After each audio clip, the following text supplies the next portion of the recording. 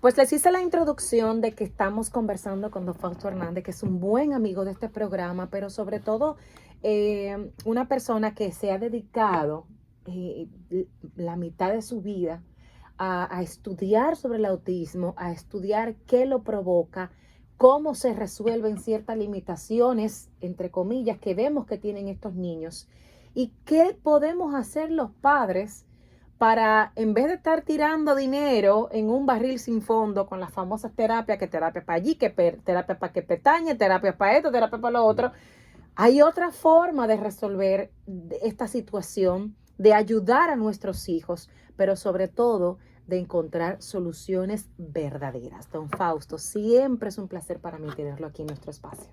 Bueno, ya usted lo dijo, yo me he hecho amigo del programa. Eh, Evidentemente hay toda una visión que yo le llamo de la sabiduría convencional sobre qué es autismo. Eh, no es muy precisa, pero es lo que nos han vendido y eso de alguna manera lleva directamente a un abordaje terapéutico muy específico. La idea es que se trata de un trastorno neurológico. Cuando yo voy a algún tipo de conferencia, charla, que siempre voy a todas, siempre oigo esa mecánica. Las estadísticas además revelan que son 4 niños por cada niña. Amigos psicólogos a los que oigo y trabajan en fundaciones que manejan el tema de autismo, también tratan de refutar la idea de la estadística diciendo que no, que los niveles de prevalencia son iguales, lo que pasa es que en las niñas es mucho más difícil pues el tema del diagnóstico. Y yo me pregunto si la sintomatología clínica clave que utiliza ese tipo de paradigma es retardo en el habla, hiperactividad y problemas de aislamiento social, si vale el término. Yo quiero ver cómo eso es diferenciable en términos sexual. De ahí entonces surge todo un abordaje que tiene que ver con fármacos para controlar temas de hiperactividad, para el tema de disrupción del sueño y además pues todo un abordaje fundamentado en la psicoterapia, psicomotricidad, terapia del habla, terapia conductual y todo ese tipo de tratamiento que viene por vía de la aplicación del Behavior Analysis o como se llama, el ABA. Eh, yo pasé por eso un tiempo, vi que no funcionaba y de alguna manera lo que hice fue lo que preconiza el método científico. ¿Qué es lo que preconiza? Observación y experimentación. Yo me puse a darme cuenta de todo el tipo de conducta que tenía mi hijo, no solamente del tipo de conducta social, sino del tipo de conducta cognitiva, el tipo de conducta en términos de alimentación y todo ese tipo de, de visiones que uno vivía en el día a día. Por eso yo preconizo la idea primero de que los padres son los que están mejor dotados para enfrentar este tipo de situación. Y el otro tema tiene que ver con que el abordaje probablemente tengan todo disponible en su casa. Se llama nutrición. ¿Por qué? Porque sencillamente el cuerpo humano trabaja con nutrición y eso son vitaminas y minerales. Ojo, para ir tratando de responder de las preguntas más comunes o de los estereotipos que se tienen en el tema del autismo. Igual yo sé que usted va a ir desarrollando sobre esta perspectiva o este abordaje. Mencionaba lo de la nutrición. Sin embargo, ahora mismo cuando tú tienes un niño que te lo diagnostican con autismo, que le hacen los famosos test y todo esto, te lo mandan donde un neuropediatra y te lo mandan a un psiquiatra para que lo medique. Correcto. ¿Qué ¿Por qué hay que medicar a ese niño? ¿Qué significa esta medicación? No, hay dos situaciones ahí. Yo aprendí cuando me inicié completamente en el último periodo del final de mi vida, no en la mitad de mi vida, como usted ha dicho, pues ya estoy en proceso de envejecimiento, por lo menos en términos de edad. La idea es que hay dos cuestiones ahí. Primero, el psiquiatra, cualquiera que sea, no entiende que el abordaje terapéutico debe ser el niño y no el diagnóstico. Y segundo, para lo que él está entrenado es para fármaco. Es como si usted va a un herrero a que le resuelva una puerta. la puerta de su casa puede tener cualquier tipo de problemática. Él va a actuar como herrero porque ese es su entrenamiento. Entonces hay ese sesgo de que es una enfermedad mental. Y el autismo ni es enfermedad y ni tampoco el niño nació así. El otro tema que a mí me preocupó desde que me hice cargo de mi hijo es que yo cuando me hacía la pregunta de qué es autismo, traté de sustituirla y de hecho lo logré, no porque por tener una definición de qué es autismo, que ya se sabe. La jerga tradicional dice un trastorno neurológico. Cuando uno... ¿Lo es? No, nada que ver. Primero por un elemento, un trastorno neurológico, cuando tú le preguntas, ok, ¿dónde está? ¿Dónde reside el trastorno? Y yo no digo que no haya trastorno, ¿eh? No es lo mismo... Que sea neurológico. No, no es lo mismo que sea un trastorno o que haya trastorno. Ok. O sea, como no es lo mismo que estar dormido que estar durmiendo.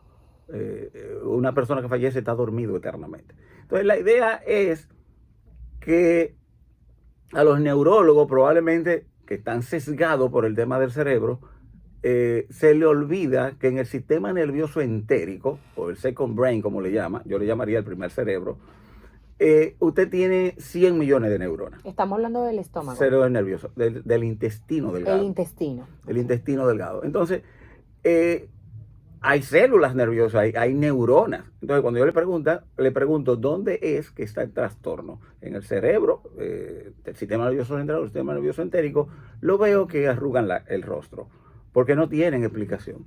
Yo cuando empecé a darme cuenta del tema de mi hijo, la mayoría de los problemas estaban a nivel intestinal.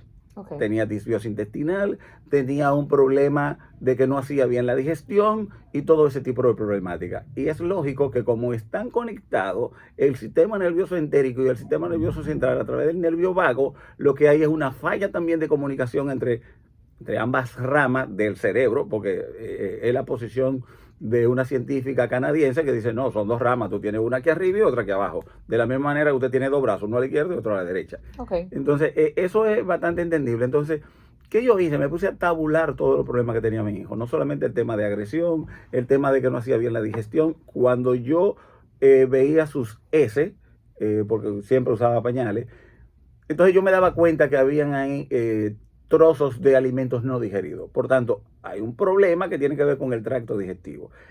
¿Cuál es la falla? Probablemente que hay un sobrecrecimiento de bacterias patógenas sobre la bacteria probiótica. Y eso implicaba de alguna manera que no hiciera bien la digestión. Y si no hace bien la digestión, entonces no hay, ¿cómo se llama? Ese traslado de nutrientes del sistema nervioso entérico pasando por los enterocitos, que es la célula encargada de la absorción, y luego llevarlo al cerebro, que es el sistema nervioso central. Pero esas bacterias patógenas y probióticas, es bueno que la gente sepa que no es una situación que solamente lo tienen los niños con condición de autismo. Es que todos los tenemos, pero los tenemos en el equilibrio correcto. Todos tenemos bacterias patógenas, todos tenemos bacterias patógenas. Son parte de lo que se llama el microbioma intestinal. El tema es que el peligro no está en que estén. Por ejemplo, Candida albicans y ese tipo de patógenos no vienen de fuera, viven ahí, son parte del ecosistema digestivo. Intestinal. Okay. Entonces, la idea es el tema de cuando hay un sobrecrecimiento de ese tipo de patógenos por encima de las bacterias benéficas, que son las encargadas de la digestión. Okay. De entrada, lo que nosotros consumimos como alimento es, ¿cómo explicárselo? Es el desecho, o no el desecho, lo que ellos culminan por medio de fermentación y otro tipo de procesos metabólicos que hacen la bacteria. ¿Cómo usted fue poco a poco desmontando esa sintomatología en su hijo, sin necesidad de estos fármacos, sin necesidad? Usted me hablaba de la nutrición. Correcto. ¿Cuál fue la fórmula? La fórmula fue un poco entender cómo funciona la nutrición en términos de edad y en términos de los requerimientos. Uno de los problemas más serios que tiene que ver con muchos de estos niños es el tema de la diarrea. Muchos sufren de diarrea. Okay. Y por la diarrea, de alguna manera, usted está expulsando parte de los nutrientes, sobre todo minerales. Eso conlleva a que muchos niños sufran de problemas de deshidratación y no se dan cuenta. Y este no es un tema trivial, porque no solamente se da en los niños por ese tipo de diagnóstico o por ese tipo de problemática, sino que tiene que ver con toda la sociedad. Uno de los problemas sociales fundamentales de hoy en día es que no nutrimos bien al cuerpo de agua. O sea, por dos motivos. El agua que tomamos está desmineralizada. Y segundo, el agua que llega a nivel celular debe ser agua estructurada. Un concepto que acuñó el doctor Gerald Pollack. El agua en el cuerpo humano, y estoy hablando a nivel celular, se comporta como si fuera un gel. O sea, no está ni en estado líquido ni en estado sólido. Y por eso le llaman el cuarto estado de la materia, the fourth phase of water, al agua que se acumula en la célula. De ahí viene un tema muy interesante, lo promueve el doctor Robert Naviaux, que está en la Universidad de California, Davis, que acuñó el término de que el autismo no era más que consecuencia de lo que él le llama cellular danger response. O sea, es una respuesta celular al daño celular de la célula por un tema de toxicidad. Y esa toxicidad no solamente son de toxinas que vienen del medio ambiente, sino toxinas que pueden venir también de la misma byproducts de las bacterias patógenas que están ahí. O sea, las bacterias patógenas, todos los desechos que ellas están virtiendo de alguna manera, están saliendo, del sistema nervioso entérico o del intestino, están saliendo o por el sistema linfático o por el torrente sanguíneo, están llegando al cerebro, y esa toxina entonces lo que hacen es que crean un problema en el cerebro de inflamación, y eso activa la microglía. Ese es un proceso que ya forma parte del cuadro de los niños con autistas, pero también forma el cuadro de otro proceso, problemas que le llama la teoría convencional condiciones neurodegenerativas. Y ahí estoy hablando de Parkinson, de Alzheimer y todo ese tipo de cosas. Cuando usted compara niños con autismo, tienen elementos comunes con Alzheimer, tienen elementos comunes con personas con esclerosis múltiple por el tema de la desmielinización de la vaina de la mielina. Y otro tema que son la base de todo este circuito, que es la inflamación. Y en este caso, inflamación intestinal, o hay otra se da la inflamación en otras partes? No, la inflamación intestinal de alguna manera se traslada a inflamación del tejido cerebral. De ahí que el doctor John Jacob Canel sencillamente entiende el autismo como una destrucción progresiva del tejido celular que está provocado por la inflamación. Fausto, soy una madre, soy un padre, tengo un niño que me lo acaban de diagnosticar con autismo. ¿Cuál es el primer paso? ¿Qué es lo que debemos hacer? El primer paso es salirse de la vía.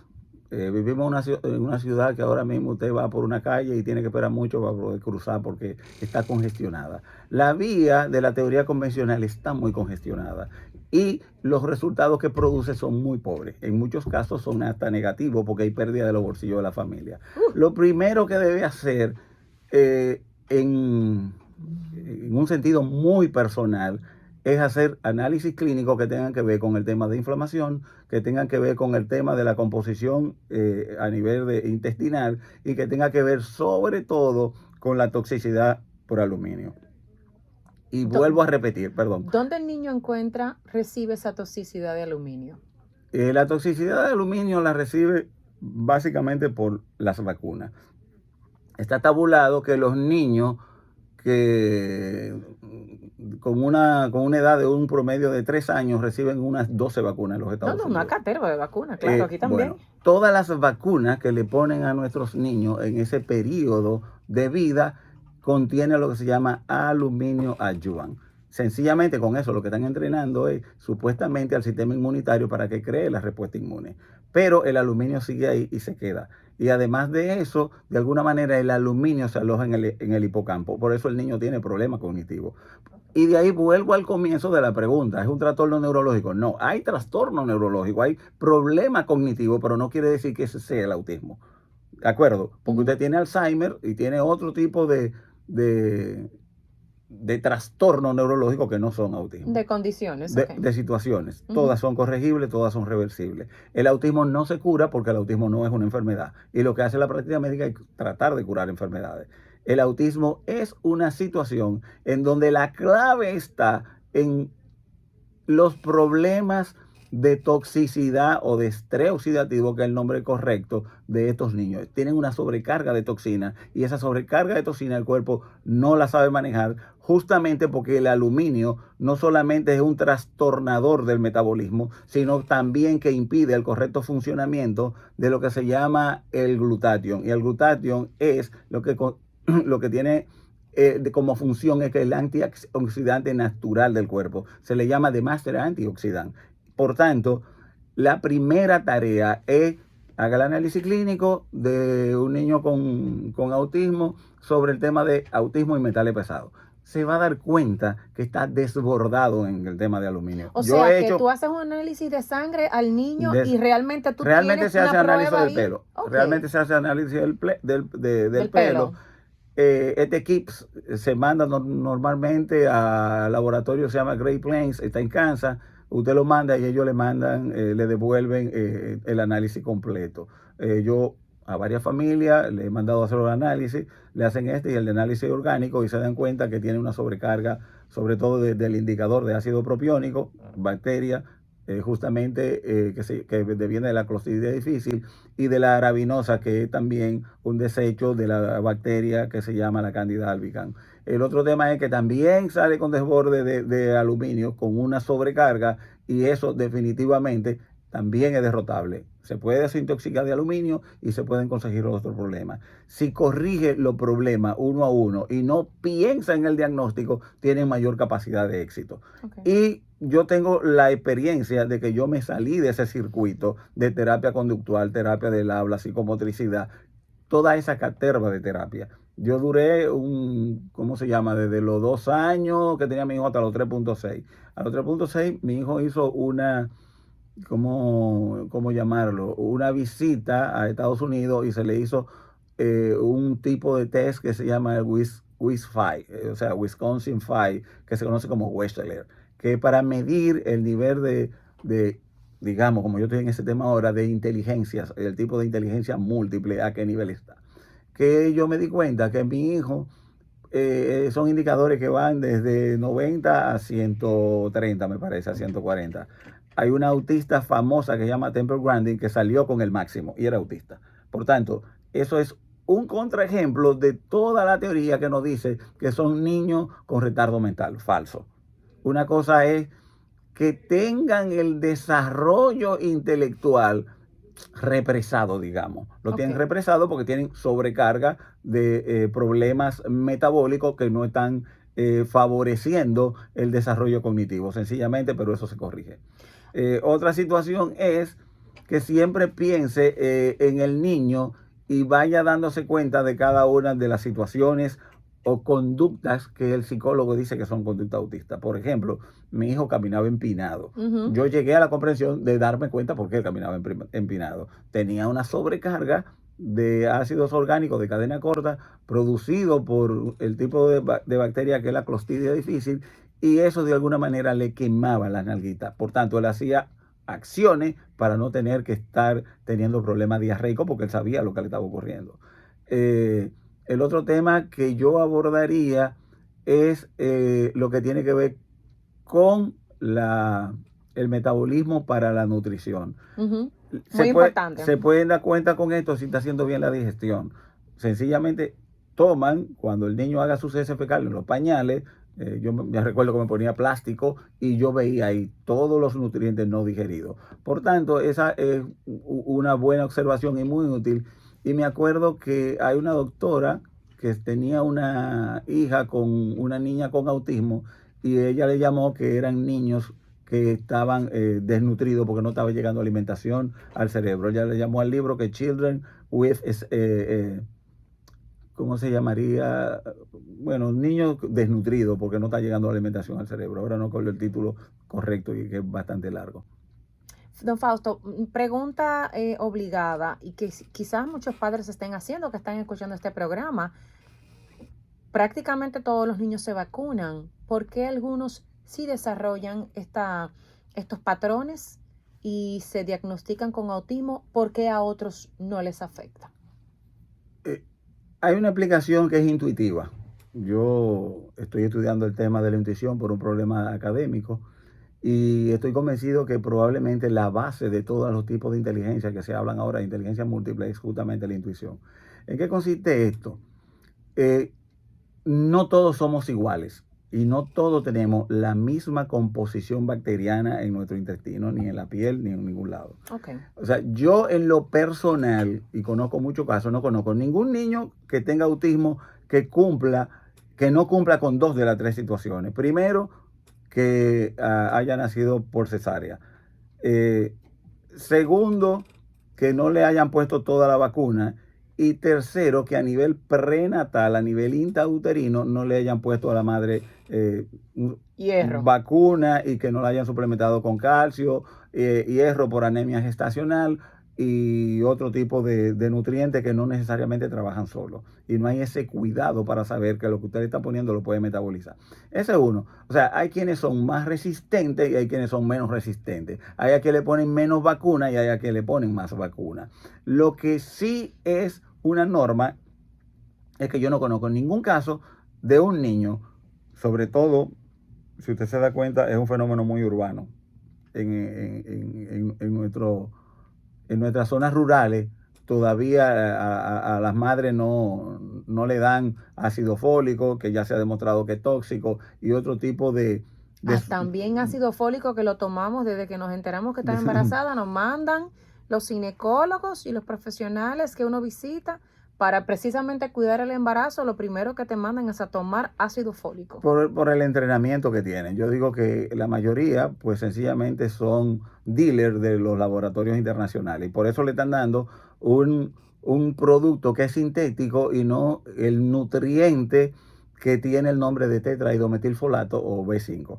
Entonces, yo no conozco, como decía, ningún caso en donde no hayan dos de esas tres situaciones. No conozco ningún niño que la madre no la hayan suplementado con este tipo de suplementos, que haya nacido vaginalmente y que no le hayan puesto la vacuna. Cuando menos dos de las tres situaciones siempre consisten. Pero para un niño que nació normal, vaginalmente, que no le pusieran vacuna, no conozco un solo caso. Ni en la literatura he visto ningún caso todavía. Por tanto, por más estos factores sí están relacionados, correlacionados. Y lo dijo bien, están correlacionados. No estoy hablando que sean causalidad. O sea, una cuestión es una correlación estadística, y otra cosa es una causalidad. Siempre la causalidad es dado A, siempre ocurre B. Ok. ¿Otra? Entonces antes de yo interrumpirlo de por qué algunos sí y otros no, hablábamos del esquema de nutrición. Tenemos un esquema de nutrición preconcebido normalmente que es una bomba de tiempo que corre en contra de ellos. Vamos a pensar hasta en territorialidad. Y voy a hacer experiencia mía en mis primeros años viviendo con mi abuela, por ejemplo. Yo recuerdo que todo lo que consumíamos estaba alrededor como de 300 metros cuadrados a la redonda. O sea, huevos, era yo cuando niño que iba a buscar los huevos de la gallina. Cosas orgánicas.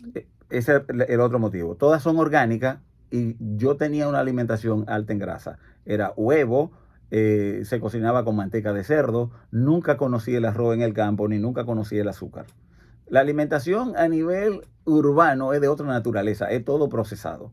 Incluso hay un problema serio en Estados Unidos y hay ¿cómo se llama?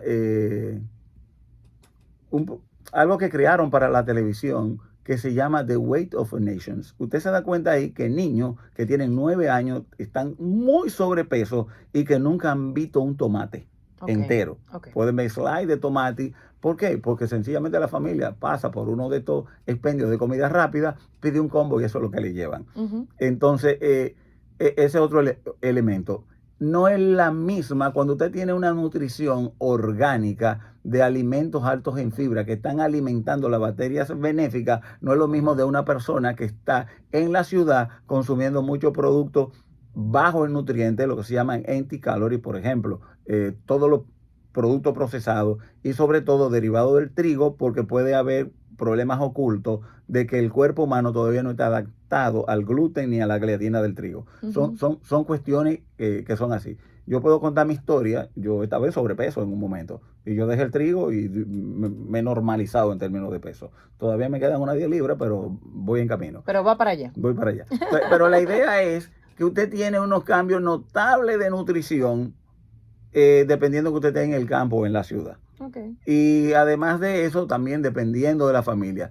Y hay que seguir la ruta de la pregunta que usted hace y de la respuesta que usted espera. Yo me acuerdo que una de las primeras investigaciones que yo estuve verificando fue hecha por economistas de la Universidad de Cornell y correlacionaba el tema de autismo con altos niveles de ingresos. Si usted se da cuenta, mientras más altos sean los niveles de ingreso de muchas de las familias, tienen menos tiempo de vida outdoor. Siempre están bajo oficina, bajo casa, bajo techo. Esa es una consecuencia notable también. ¿Por qué? Porque de alguna manera toda la nutrición que están teniendo tiene que ver con alimentos procesados. Incluso cuando usted va a cualquier Silicon Valley, los descendientes de los Silicon Valley tienen una alta tasa de autismo. Y eso lo noté en Corea, que estuve allá unos 3 semanas. Hay casos de Silicon Valley. Incluso hay un artículo por ahí que se llama como los hijos del Silicon Valley. Okay. O de eso, ¿cómo se llama? Actividades tecnológicas. Y yo me reía, digo, ¿pero qué tiene que ver el ingreso con que salga el niño con autismo? Y justamente las personas que son de muy alto nivel de ingreso, usted ni la hace que tenga un parto vaginal. Eso ya ni pensar. Está descartado. Eso a los 4 meses se planifica, se va a la mejor clínica, se paga y quedan seditas de barriga, como yo digo. Y eso tiene una consecuencia notable en términos de la composición a nivel del microbioma intestinal. Entonces, una de las preguntas que yo me hice a partir de ese tipo de reflexiones era que cuando nos decían que era un trastorno neurológico y que la base de alguna manera era genética, yo siempre me planteé otra pregunta. Digo, ¿qué debieron donarme mis padres, asumiendo que yo era autista, qué debieron donarme mis padres que no me donaron? Yo estaba actuando por lo que faltaba. Entonces hice el símil con mi hijo. Mi hijo lo abimbaron a la madre de ácido fólico, a mi hijo nació por cesárea y a mi hijo le pusieron la vacuna hasta que yo para ese tema. O sea, mi hijo es el arquetipo de cómo surge el autismo en cualquier niño. Vamos a hacer una pausa comercial, Ventura, y regresamos en breve para hablar también de cómo el CEDAW está dándole otra mirada al autismo, cómo aborda a los niños, cómo podemos ayudar a tantos padres que no encuentran respuestas y que no ven progreso en sus hijos que están diagnosticados con autismo. No se nos vayan.